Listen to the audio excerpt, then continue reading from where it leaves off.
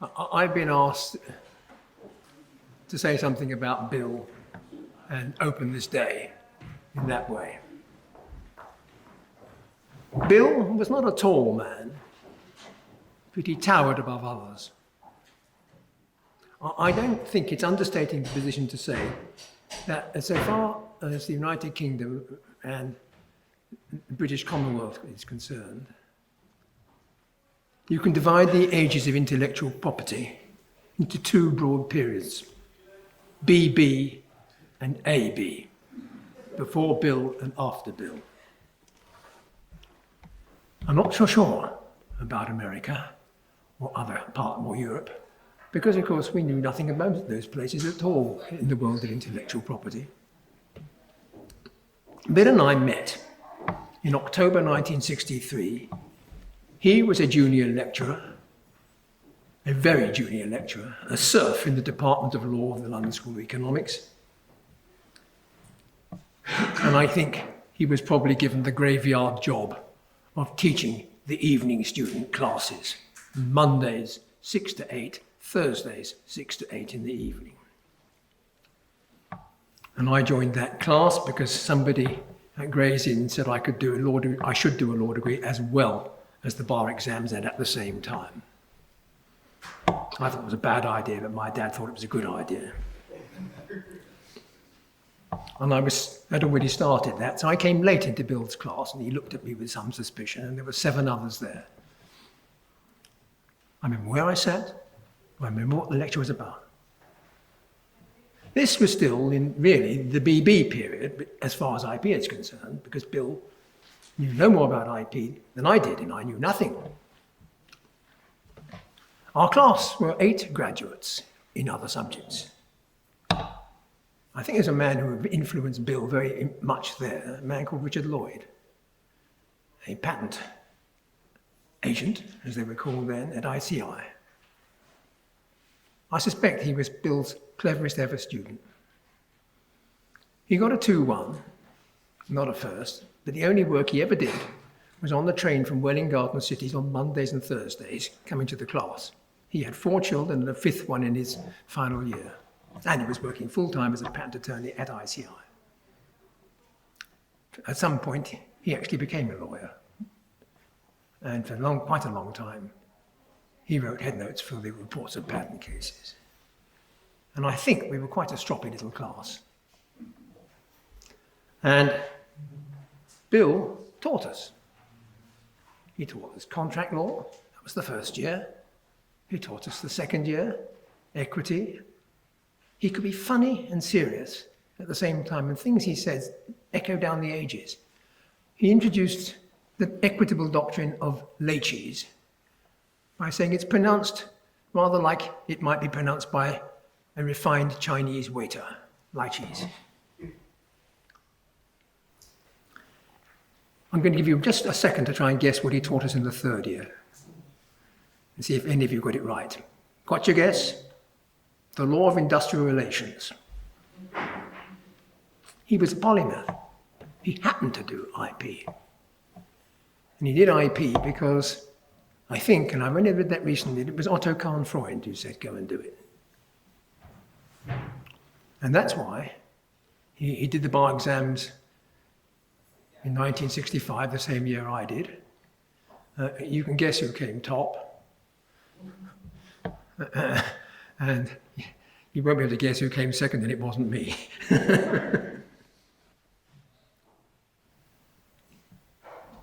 And Bill had got a pupillage, and I think he must have looked around because he went to Blanco White. It was the nearest thing to an academic. His book was the only book on any subject of IP which actually tried to think. I don't know why Bill didn't go to the bar. Chambers were a very unhappy outfit at that time. I wasn't there, and there was some old guard, and the clerk was a particular villainous character. And maybe Bill said, I just don't want to do it. I never really got it out of him. Maybe somebody here knows. So anyway, Bill came back to the LSE, having finished his pupillage, but having seen IP in action. Not much action because there wasn't much action in those days. And he started the first university course in IP in the country. And I suspect in the British Commonwealth. Bet there weren't any in Australia. They may have been teaching in Germany, they probably were. But it was purely German. And that would have been true in France and anywhere else, because the world consisted of little islands of IP. But Bill realised that's not the way it's going to be. So he got his course going, and then he skedaddled off to Germany and made friends with Karl Bayer. The first links between two countries of common law and civil law in IP. He got Bayer to come to LSE, of course. And then I got touched by it too. And that really was the beginning. I suppose every one of us has been affected by Bill. Those of us who knew him and were taught by him very directly. But his influence still extends and will for many generations. The world of IP has changed because of Bill. And that's why this conference is happening. This organisation, CIPIL, wouldn't have happened without Bill. So we have a great man to thank. That's what I wanted to say at the beginning. Now we're going to do some IP. And so I'm going to my position as chair and invite the panel up.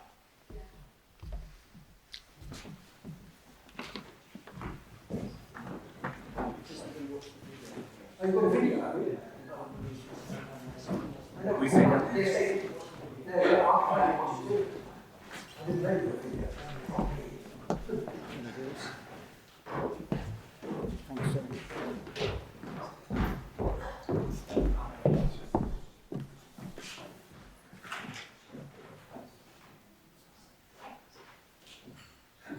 Good morning. It is a great honour and privilege to advise some remarks today on the Cornish and the making of today's intellectual property system. I was a student who was in one of his early intellectual property master's courses at LSE in 1975-76. I must confess that at the start I knew very little, if anything, about intellectual property. By the end of the course, I could only conceive of it as a wide-ranging subject of study, with a number of interconnected parts and critical links to other important areas of law and policy, such as competition law, equity, contract and tools, trade, economics and legal history. Bill's teaching set me on a lifelong journey and career in an area that has always continued to be fascinating and challenging.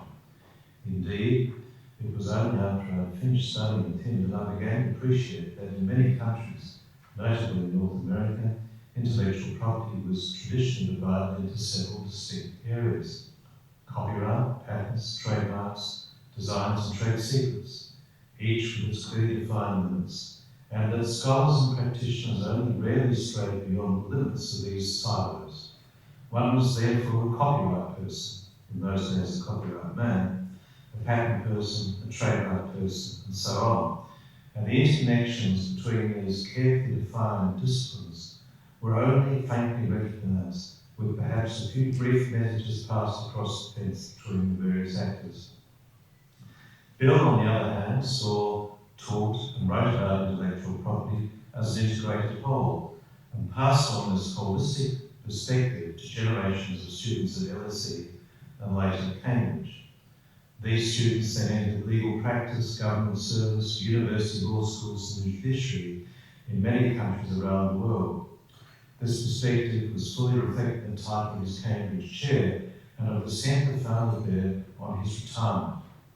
Bill was a great teacher, writer, mentor, and friend, and we all owe him a large personal and intellectual debt. His influence internationally was extraordinary. although his contributions, of course, went well beyond the world of intellectual property, including legal history, the law of restitution, college and university administration, and the wider musical and cultural life of everywhere he lived and worked. For intellectual property lawyers, however, his great contribution was to educators to see the various rights that we call intellectual property rights as allied rights, and as part of a larger legal, cultural and social continuum. Boundaries, of course, remain, and as legal history was always an abiding interest of Bill's, it is interesting to reflect briefly on their persistence at the international level, where a sharp division was drawn from the start between intellectual property in the strict sense, meaning the literary and artistic works, and industrial property, meaning more broadly patents, trademarks, designs, and other similar rights. More precisely, the division has been between the two great conventions of Berne, the Berne Convention for the Protection of Literary and Artistic Works, now in its 137th year, and Paris, the Paris Convention for Protection of Industrial Property, now entering its 140th. Of these, Berne has always been the more exclusive, while eager to interpret the adjectives literary and artistic broadly in some circumstances, successive Berne revision conferences have been zealous in repelling claims for protection of works that were seen as lacking these qualities, while admitting only grudgingly several that were on the margins, such as photographs, films, and works of applied art. Other claimants, as disparate as performers, phonograph producers, and broadcasters, were sharply excluded, and therefore had to fight hard for separate and lesser forms of recognition as neighbouring or bordering rights. Berne was an impregnable fortress of doctrinal purity, and lesser claimants were left scrabbling for their own protection outside. Paris, by contrast, was rather more generous and open in its approach. If the defining characteristic of Berne was the protection of the works of authors, Paris really covered everything else, with industrial property being described in broad terms as having as its object the protection of patents, utility models, trademarks, service marks, trade names, indications of source or appellations of origin, and more generally the repression of unfair competition. See Article 1.2. Some of these subject matters were only added in later revisions of the original 1883 text, such as trade and service marks and unfair competition. Unlike Berne, inclusion in Paris has generally been more readily obtained, and its importance in providing access to other national systems through its system of priorities and requirements of national treatment, independence and protection, once through the door in a union country, cannot be underestimated. On the other hand, the Convention contains little of substance with respect to the content of protection to be granted to these disparate kinds of subject matter. One searches in vain for any definition of a patent, design, trademark, and so on, or for any indication of the person or persons entitled to initial protection. There is, for example, no definition of an inventor. They're also quite vague on the level of protection to be given, its duration, or exceptions to protection. Virtually nothing is to be found.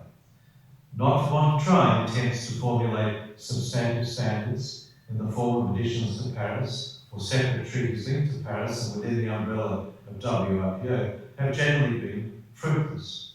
Any prescriptions of these matters has chiefly occurred in later treaties related to trade, such as the TRIPS Agreement and under the auspices of another international organisation, the World Trade Organisation. In one important area that might look akin to patents, plant breeders' rights, protections have been achieved through a freestanding treaty and a separate organisation again, WIPO, although this is linked closely to WIPO, as well known. At the same time, significant procedural and registration agreements linked loosely to Paris have been successfully pursued and adopted within the framework of WIPO, including the PCT, Madrid and Hague agreements. The result is a web of treaties that can be grouped generally under the broad umbrella of Paris, but with few obvious overlaps and interconnections. This can only increase the need to adopt a holistic overview. It is all too easy to lose sight of the wood for the trees, even on the industrial property side of the fence. Berne, of course, has continued in its exclusivity and detachment, as witnessed most dramatically in the preparation for a possible Berne Protocol that began in the early 1990s. notwithstanding early proposals to bring at least some other subject matter within the tent, the protection of performers and fairgrounds was rapidly shunted into a separate and parallel negotiation process, leading to the adoption of the WPPT in 1996 alongside the WCT, which was itself an elaboration of Berne. While the WPPT embodies standards that track the WCT closely, the notion of separation and division continues, and attempts to negotiate further treaties on other subject matter, such as databases and broadcasters, have so far been unsuccessful.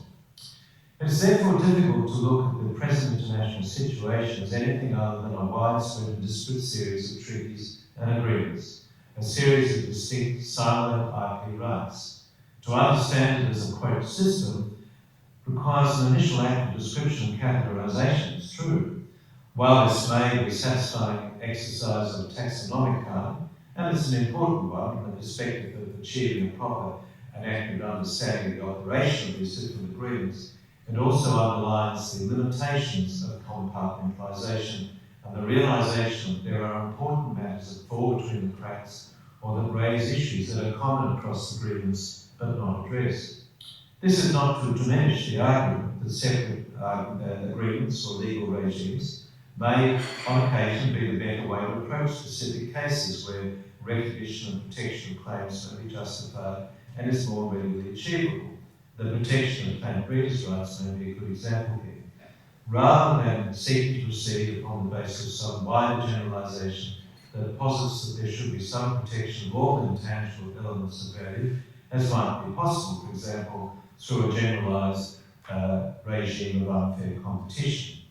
On the other hand, history is replete with instances where meritorious claims for protection have sought and been refused protection within the framework of either Paris or Berne altogether, and have also failed to achieve any separate kind of recognition in their own right. Other instances arise in the contemporary context, where cross-boundary cooperation is clearly called for, and in which compartmentalised thinking will generally be detrimental. The possibility of overlapping heads of protection under different regimes also adds to this complexity. By way of conclusion, let me list briefly a few examples where this kind of compartmentalised thinking, so contrary to Bill Cornish's approach, has continued to prevail at the international level, at least to date. First, works of applied art. These have been the subject of continued and often heated controversy throughout most of Berne's history, with positions ranging from the unity of art position, essentially the French view, under which all forms of original visual expression should be protected, regardless of context and purpose, to the opposite extreme, which holds such subject matter falls more appropriately under designs and models laws, in other words, an industrial property regime. Many national systems fall somewhere in between, with both copyright and designs protection being potentially applicable depending upon the circumstances and with varying efforts to avoid overlapping protection.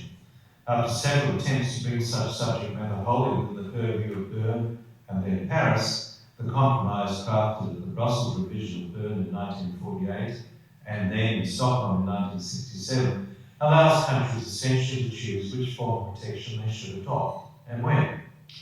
In terms reminiscent of the Schleswig-Holstein question in the 19th century, the extent to which art should protrude into the industrial sphere and vice versa remains unresolved and even misunderstood at the international level, and is effectively left to national determination.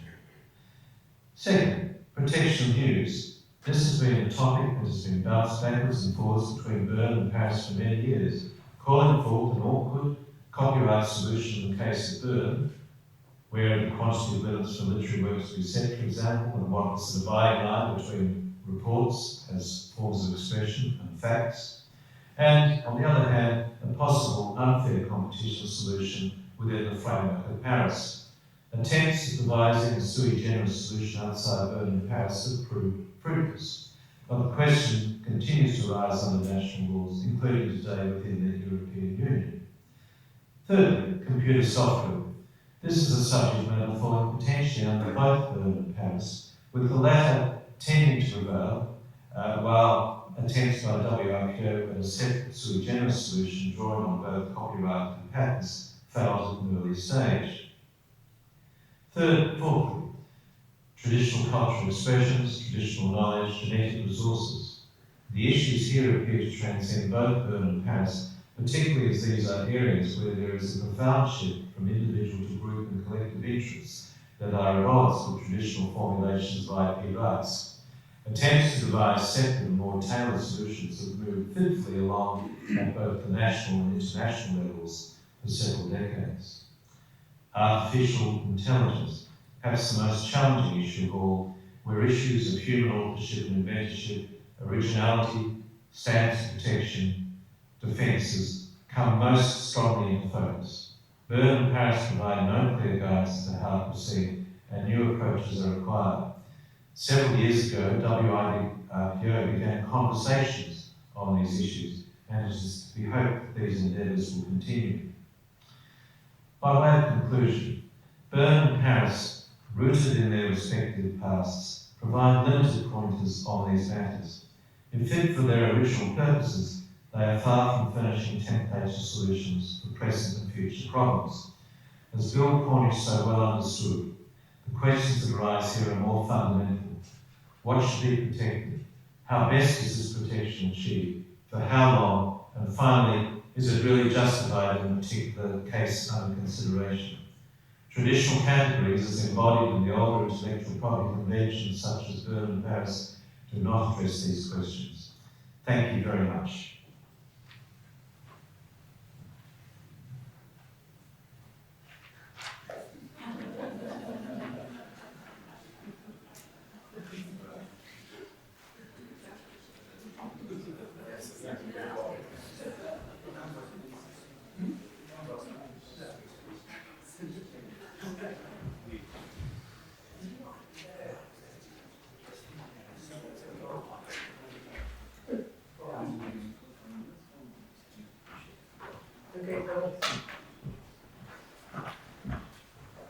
We can't ask him any questions because he's a video. Is the printed text we do have the printed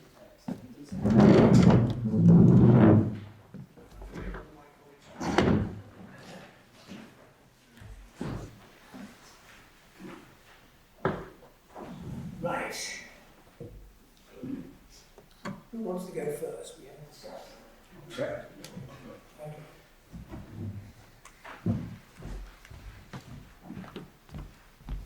This is our Australian. So I'm putting on my KC of New South Wales. Good day.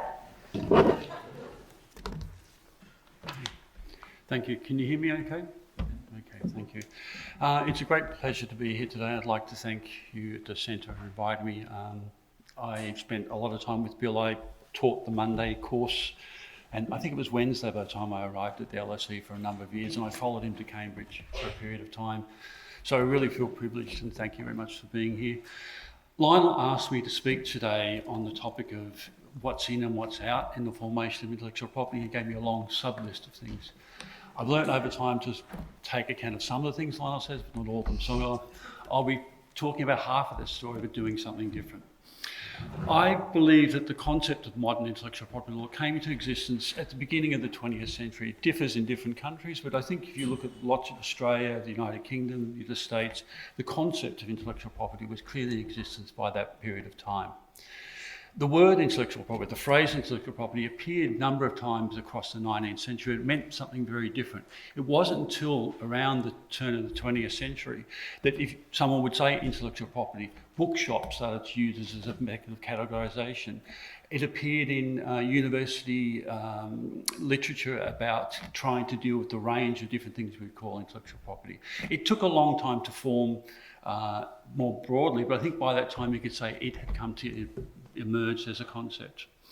It was the number of characteristics of that law, or those laws, those family of laws. It was abstract and forward-looking, unlike the laws previously which had been subject-specific. So unlike the laws that we might look back and call as the pre-runners of copyright law that dealt with photography or engravings or sculpture, copyright law looked at works of art or something more general than that. Same thing with trademarks and patents and designs. In today's talk, I want to talk about two situations where things have been included and excluded. Firstly, things that were simply not taken into account and not really considered at the time. And then secondly, the stories that are told and were told and continue to be told about intellectual property, and as that body of law took shape, the law started to tell stories, and I think that those things are very important for how we think about what's going on. So firstly, what was excluded? It was clear in the formation of the modern intellectual property, as I'll call it, at the turn of the 20th century, certain things were not included. A notable example was scientific discoveries. There was a campaign for 20 or 30 years to try and get scientific discoveries included into various international treaties and national laws. It failed. So those things are relatively straightforward. Other things, however, were simply just not taken into account or not considered. And sometimes that was subject matter. So, for example, traditional knowledge. It was not excluded per se because it's not part of the legal, social, imaginary that particular period of time. Things like what we would call Aboriginal art now belonged in ethnographic museums as works of science and not works of culture. So these things didn't arrive. What's more important, however, is that there were also areas of law that potentially could have fallen within the remit of intellectual property but were not included. And I want to focus on one of those briefly now, and that's the laws dealing with agriculture and food production and within processing with intellectual property. At the turn of the century, there were a series of agricultural laws, I'll just use as shorthand. In many countries, every one of the British colonies had a series of exactly the same laws I'll talk about shortly. Other colonial countries had the same laws in different countries as well. These included seed certification laws, one variety community laws which regulated what particular plant could be grown in what particular area, crop registration systems, pure food drug laws, and along with laws dealing with plant introductions and seed distribution. These laws played a very important role in preconditioning agriculture and food so they could eventually become accommodated within the traditional categories of intellectual property. The only reason why eventually the plants were able to become part of the plant variety rights system was because they've been standardised, and they were standardised because 100 years of laws had regulated how they could be named, how they could be grown, and those sort of things. I'm not interested in that, but it's a very important part of the history that needs to be looked at. There is another sense, and I want to focus on this now, in which the one variety community laws, seed certification laws and different things, they might be characterised as intellectual property-like laws. They weren't intellectual property laws, because not really, but I think there's an argument made that they could be. And I think this is because of the particular nature of biological subject matter and how it differs from machine-based subject matter. One of the things that sort of alerted to me this was that in the beginning of the 20th century, the US Patent Office gave out hundreds of thousands of packets of seeds for free. And people would dismiss it and sort of say, this is an aberration, it didn't. But I've looked back at it and looked back at the records, they saw it as a part of their mission, as part of distribution of knowledge and circulation of ideas. Although there are differences, one of the things that traditional categories of intellectual property share in common is they're all concerned in one way or another with regulating the creation, circulation and use of intangibles. Specifically, intellectual property law juridically links creators, inventors, brand owners with their outputs as they circulate along their physical, economic or contractual control, and in so doing allows them to manage and control how those outputs are used by third parties at a distance.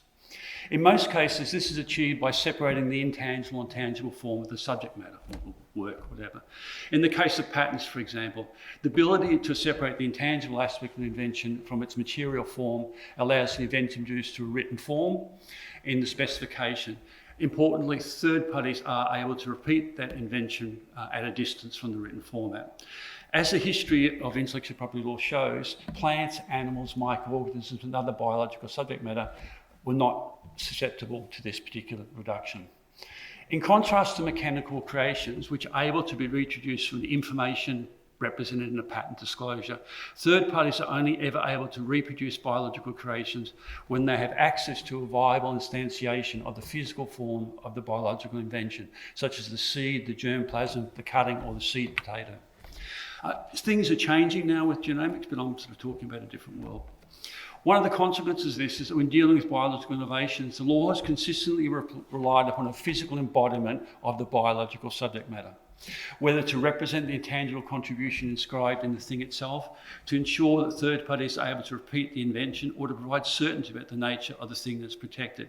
This is achieved through a number of mechanisms, including deposit systems, which eventually became enshrined in the Budapest Treaty, or via type specimens that are inextricably linked to the plant breeders' rights, plant patents, and utility patents for biological creations. Recognising the central place that the physical form plays in intellectual property law's interaction with biological subject matter has important consequences for the way we think about intellectual property. This is particularly the case when we acknowledge that the physical form of the biological subject matter, the seed, the germplasm, or the cutting, may have an inherent capacity for reproduction. You plant a seed potato and it produces more seed potatoes. From this perspective, it could be argued, and this didn't happen, but I think it could be argued, that any regime that regulates the creation, circulation, and reproduction of tangible biological materials that have capacity for self-replication could be considered as type of intellectual property law. This is because a law that controls the creation, circulation, and reproduction of tangible, viable biological objects also necessarily controls the creation, circulation, and reproduction of intangible subject matter. Historically, states and government agencies devised an array of legal mechanisms to control the development and circulation of physical plant material.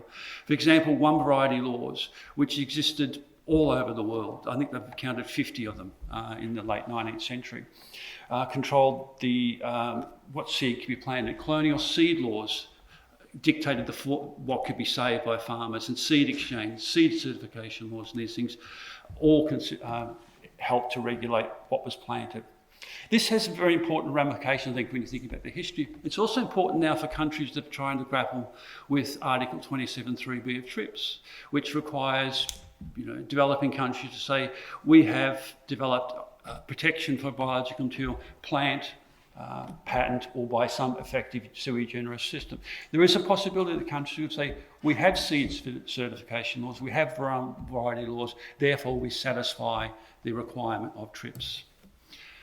The number of reasons why these laws were not included, and it's completely speculation, much of which relates to, I think, the way the agriculture was perceived at the turn of the 20th century. It was seen as a second-rate practice. I think that the most important reason relates to the second point I want to talk about, which is the stories that we tell about the categories of intellectual property law and how they develop, and I'll turn to that now. Whenever new things are created, countries formed, boundaries drawn, people start to tell stories about those works. Benedict Anderson, in a wonderful book 20 or so years ago, wrote about imagined communities, about how once, traditions formed to explain and things went forward. Intellectual property law is no different in that process.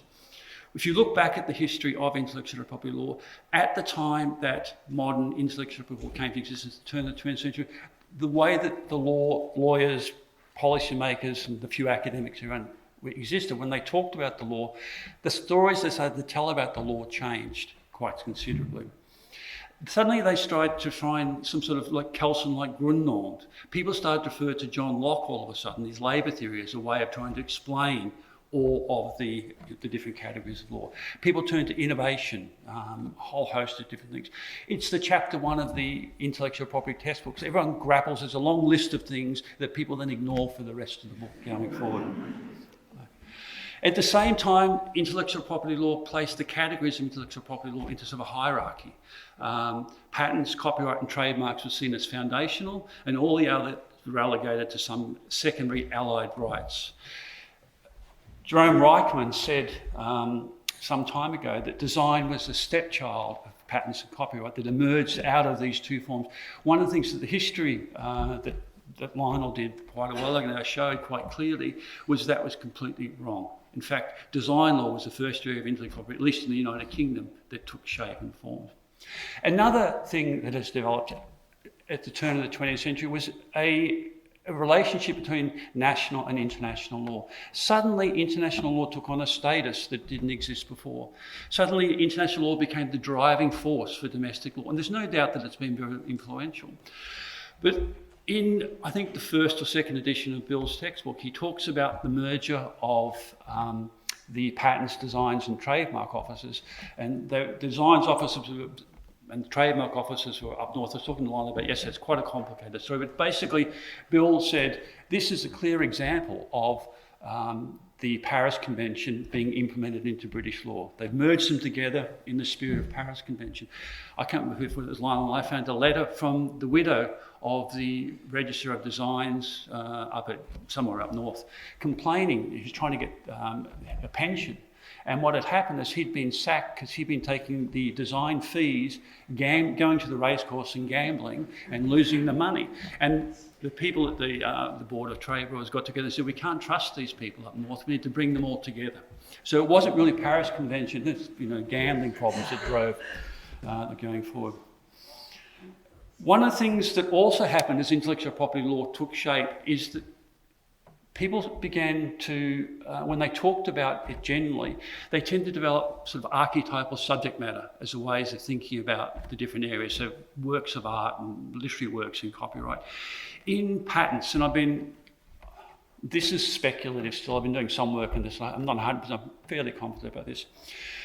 But at the turn of the century, the 20th century, there was quite a radical change in the way in which people spoke about patent law. Previously, there had been a lot written on chemical patents, for example. Suddenly, people stopped talking about chemical patents, and started to focus exclusively on mechanical inventions.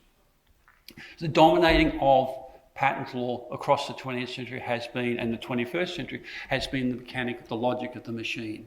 It is the idea of invention that exists now is one where a human inventor has an idea inspired by something else. They turn around and then they reduce that idea to practice. There's a certain temporal logic that exists in the law which comes directly from machine-based learning.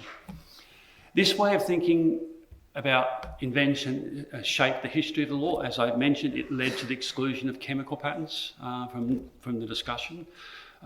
It's also shaped the way patent law responds to biological inventions across the 20th century.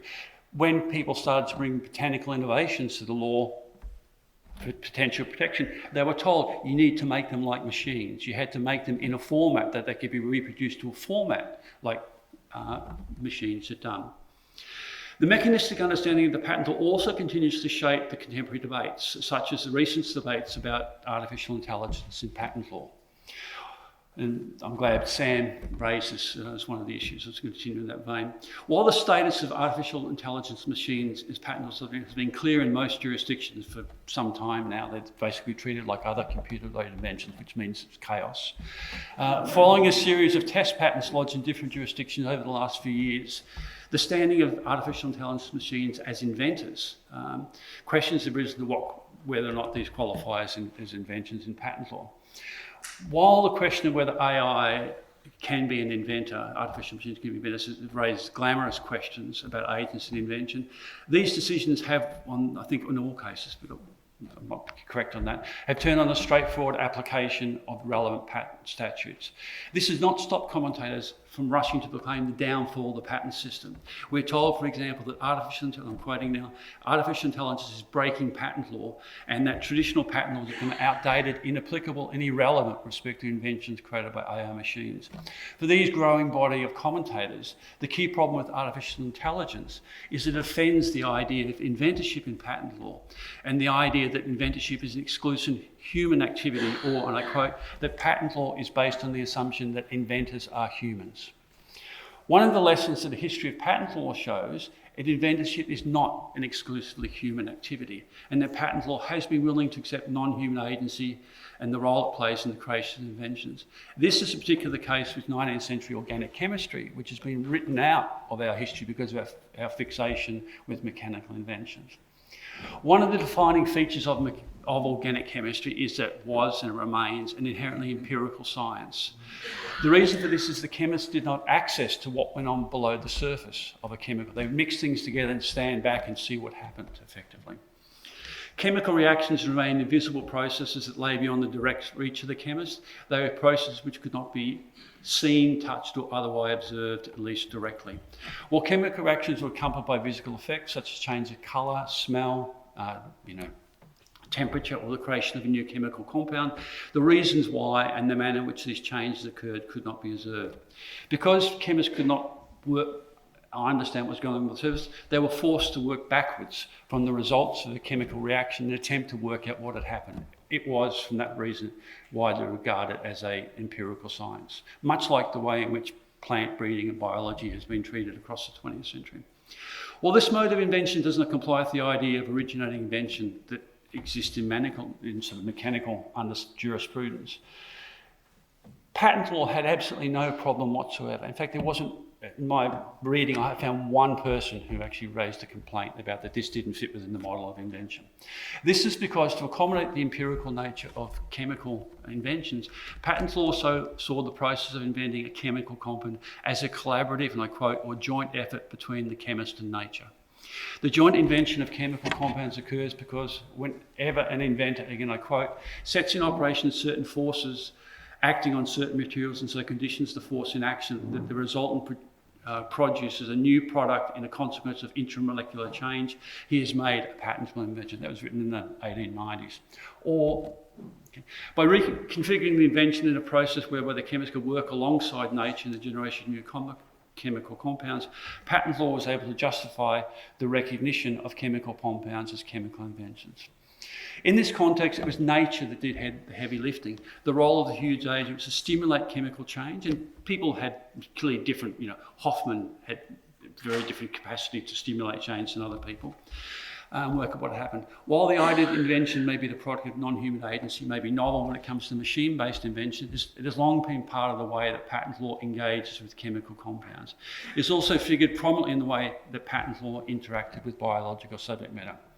What this brief history shows is that what's at stake in these current debates about AI and patent law is the assumption that we hold, or many hold, that machine-based inventions and accompanying mechanical jurisprudence define law. It's what steam engine, rather than Hoffman's formaldehyde or Burbank's St. Rosa plum, that are taken as the quintessential subject matter. This is not to suggest that these stories are wrong and we should ignore them. Rather, true or not, they play an important role in shaping patent law. They also play a very important role in deciding what is and what is not protected by intellectual property law. Thank you.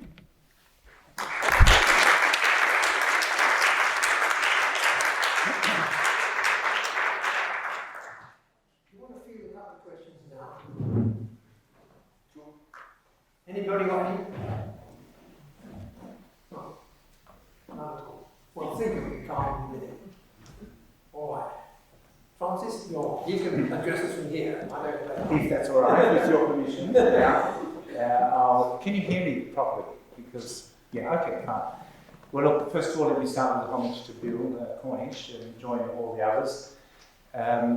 Bill, of course, was a great pioneer of intellectual property and of the integration of intellectual property in all the associated rights.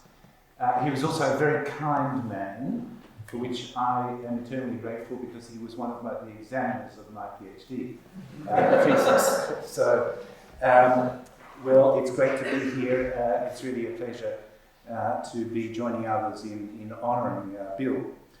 I think I'm very interested in Brad's historical references to the occurrence of the term intellectual property. I think it crept into the vocabulary in a more major way in the 1950s, and really just as a convenient expression to describe an administrative mandate at the intergovernmental level. It was actually promoted by the Secretariat of the predecessor of WIPO during the 1950s and 60s, and of course was given a formal expression as a term in the convention establishing the World Intellectual Property Organization. That I think was the main impetus for bringing it about. There are many. I've always thought it was coined by lawyers because it sounds more expensive And they can charge. Yes, well, they no doubt have a hand in it. I think there are, of course, many who regard it as an artificial concept. Let me take Richard Stallman as an example, the inventor of copyleft, who considered or considers intellectual property to be a seductive mirage, at best a catch-all to lump together disparate laws. I think it's true that there's no conceptual purity in all of the rights that we put within the category or within the term of intellectual property. However, I do think there is a conceptual coherence, and that conceptual coherence, in my view, would be around innovation. And of course, the rights you could divide into proprietary rights and non-proprietary rights. As far as the proprietary rights are concerned, for the most part, they rely as a condition of eligibility on some mutation of novelty. Now, many might consider that should be rejected as an idea, but if it's distinctiveness or originality or novelty or commercial novelty, in the case of plant breeders' rights, in each case it's something which has no counterpart in the market. It is, in a sense, a mutation of novelty, I believe, as one coherent thread in intellectual property rights. And then you're left with the other category, which are not proprietary rights, trade dress, passing off, unfair competition, and so forth. And these, I think, are protecting, similarly, you could say, a form of commercial innovation. Because they're protecting something which is distinctive, for want of a better word, in the market and doesn't have a counterpart. So I do think there is some coherence in the concept. So should we throw out intellectual property and introduce innovation? Well, I would say no. I know there are some who have done it, but I would say no, that such a change would lead to more damage, and that we do need to retain the concept of intellectual property. I think the problem with moving to innovation is that it is such a vast field, and it's become, as one economist said in 2012, a fetish, really. And let me quote from an article in the Wall Street Journal in 2012, where they did a review, and they found that the word innovation occurred 33,528 times in the quarterly and annual reports of the preceding year of filings with the Securities and Exchange Commission. And 255 books had been published in the preceding 90 days with the word innovation in its title. And 28% of business schools in the United States had the word innovation in their mission statements. And that, I think, is the problem with moving towards innovation as a replacement concept. I think intellectual property would be swamped in the process. Intellectual property, the relationship between intellectual property and innovation, I think, is quite clear. You have a competitive advantage coming from innovation, and intellectual property, by and large, protects that competitive advantage. It is a necessary but not sufficient component of a healthy innovation ecosystem. And I think it has its place, which should be carefully preserved for a number of different reasons.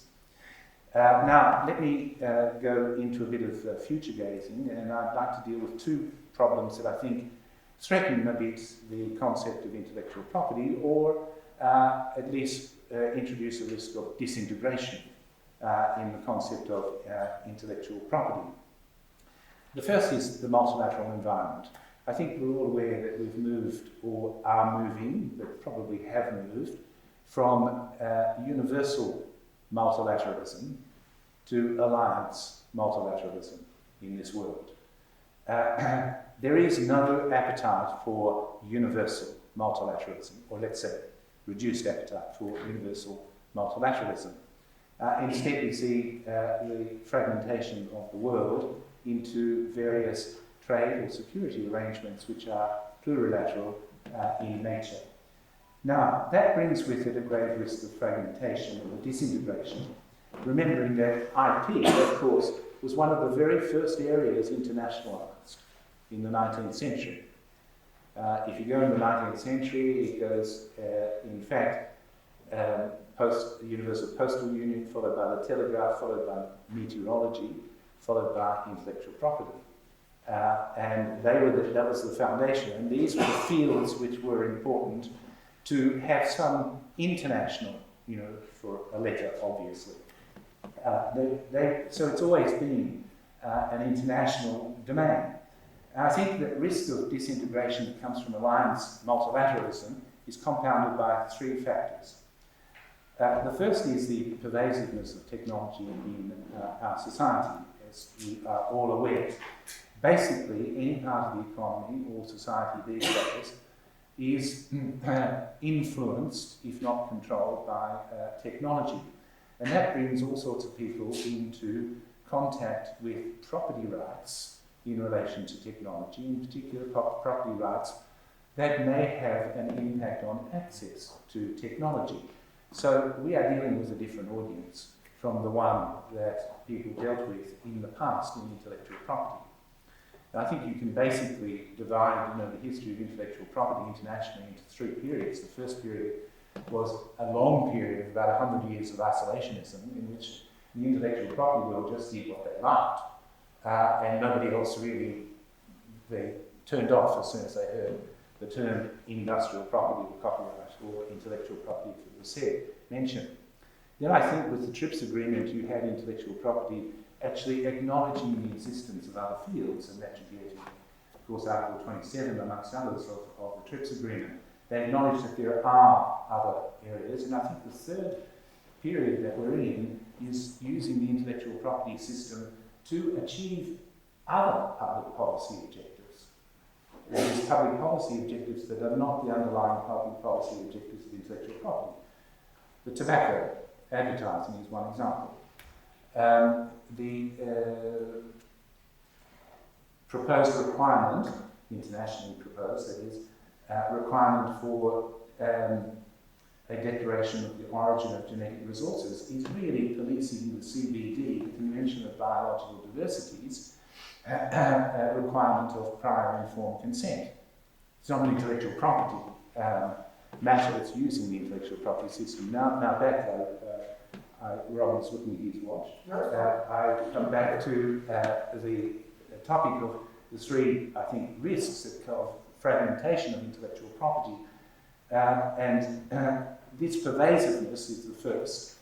It means that internationally, intellectual property is considered in a large number of different instances. So I've already mentioned the Convention on Biological Diversity.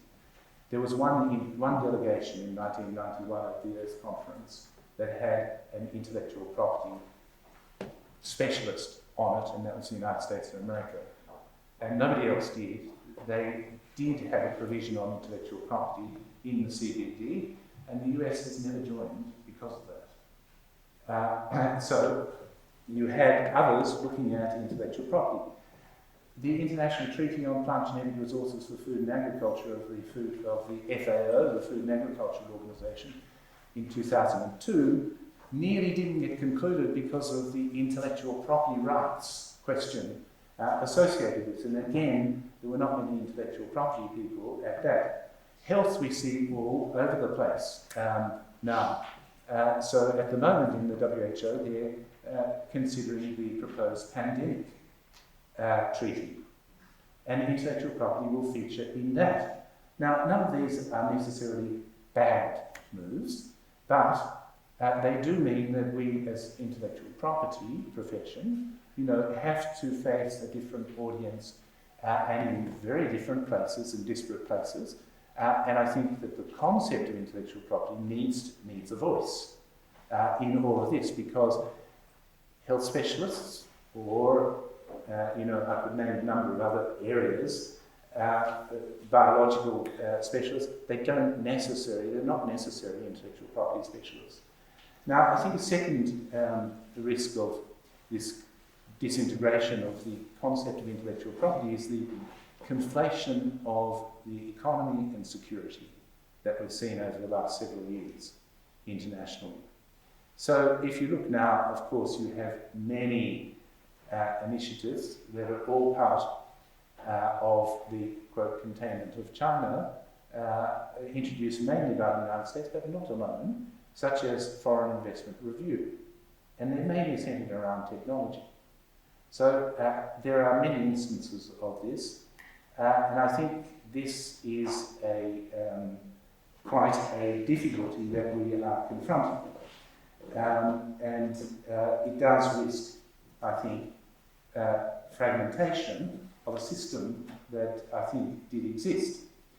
The third, I think, risk of fragmentation is that I think we've entered into a period of regulatory competition. So the essence of universal multilateralism is that you come together and you find your common ground. I don't think that's what's happening with new technologies in the world now.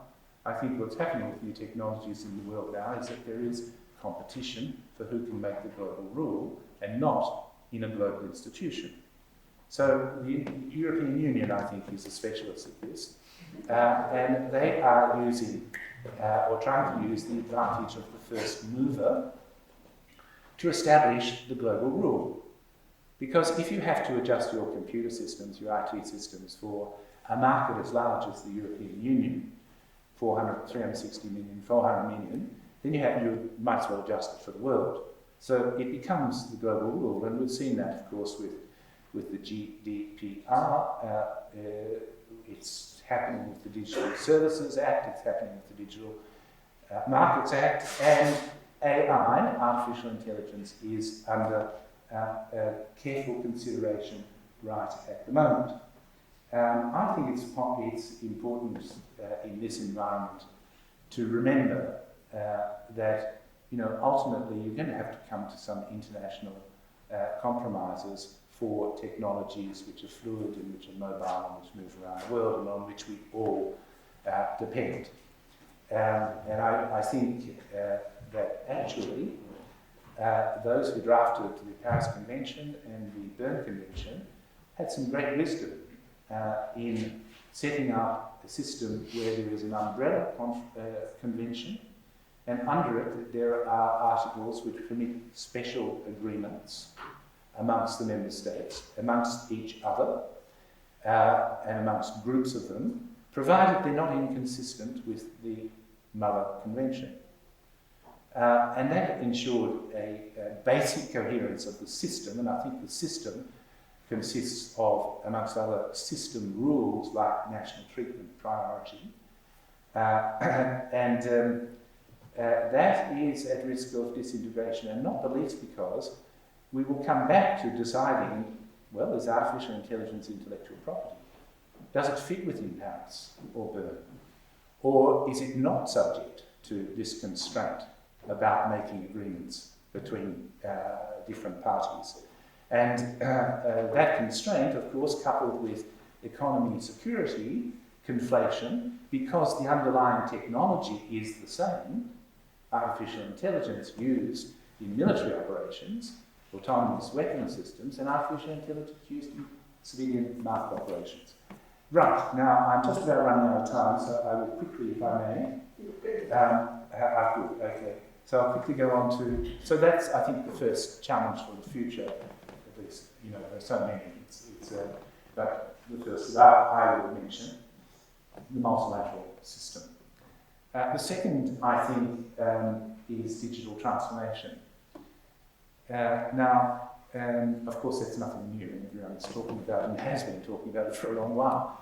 But I would argue, or I think that intellectual property got its real boost from the Industrial Revolution. Of course, there are historical antecedents that go back to the 7th century before the current era. But I think the Industrial Revolution, the transition from artisan production to industrial production, was what made intellectual property really necessary. Why? Because when you have an artisan production, what's important is the physical product physical property in the item that is the single item that is produced. When you have industrial production, what becomes important is the technology that enables a multiplicity of such items to be produced. And in this sense, the printing press, while several centuries before the Industrial Revolution, it was an industrial process.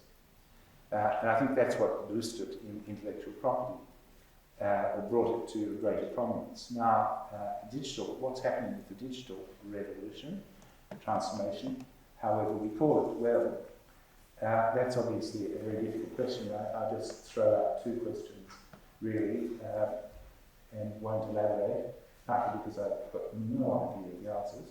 I think so. The first challenge is, can intellectual survive in the concept of intellectual property? Now, Brad has mentioned this and spoken about this already, artificial intelligence. I don't refer here to a question of, as Brad has said, statutory interpretation, which is the one that is occupying people's minds for the most part for the moment. I think that's a secondary question, but it's a question that can be dealt with quite easily. I'm referring to the fact that we really are seeing pretty significant advances in machine learning and artificial intelligence, and we are struggling. There is the question of ingestion, and that will come before the Supreme Court. The Supreme Court of the United States will hand down a judgment, I think, in April, if I'm not mistaken, on the Andy Warhol paintings. So can you take copyrighted data and use it to feed an algorithm for artificial intelligence? The ingestion question is a major question. The manipulation by, the learning process is a major question, and the output, what we're doing with the output and its distribution, a major question. We're in early stages, and perhaps we'll solve it in this way. At the same time, we see rapid advances in the underlying science. So I think this is really a massive question for the future, and anyone would be crazy to talk about the future in the current world, but my guess would be that you're probably going to have to need a different regime to deal with having the right incentives and the right circumstances for machine-generated creations and inventions.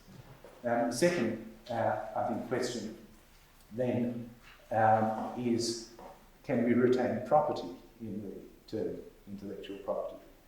And that is, of course, an extremely difficult question. And for me, the essence of it at the moment is data. And the question of property in data. Now, I just don't think that there's no property in data. It may be that data is such a vast concept as a reflection, an alphanumerical reflection of reality, basically, some form of reality, that it's very difficult to deal with it. And we have conflicting policy approaches. Internationally, there's a big movement for free flow of data, of course, on the part of mainly the OECD countries, let's say. And in countries like India, China, Russia have put in place, data localization laws. So there's that which is happening on the commercial and trade level, but then you also have, the privacy concerns, and on the individual level, attacking data. But I do think that if you take, for example, medical data, you have property in it, in my view. Now, many may disagree with that, but we're going to have to come to terms at some stage with the question of property in data. Now, you may say property is the wrong expression. Well, there, I think what we're talking about with property is exclusive right to the use or enjoyment of the subject matter of the property, right? And I think it fits quite comfortably with what we're talking about. And I also think that property is an ex post facto description. Hammurabi, if you go back to Hammurabi and look at his laws, at the stage when we were transitioning from being hunter-gatherers to settlements, and the invention of the notion of private property, because you didn't need it previously, he doesn't say in his laws, you will have property in your sheep. He says you will incur a fine of a certain amount if you steal a sheep. The word property, as far as I can see, doesn't occur, but the underlying notions of what we afterwards came to call property were there, and I think that's what's probably going to happen with data, that we're constructing different elements which over the long term are going to form a property right, and I think should properly be in intellectual property. Well, I'll stop at that stage, so thank you very much.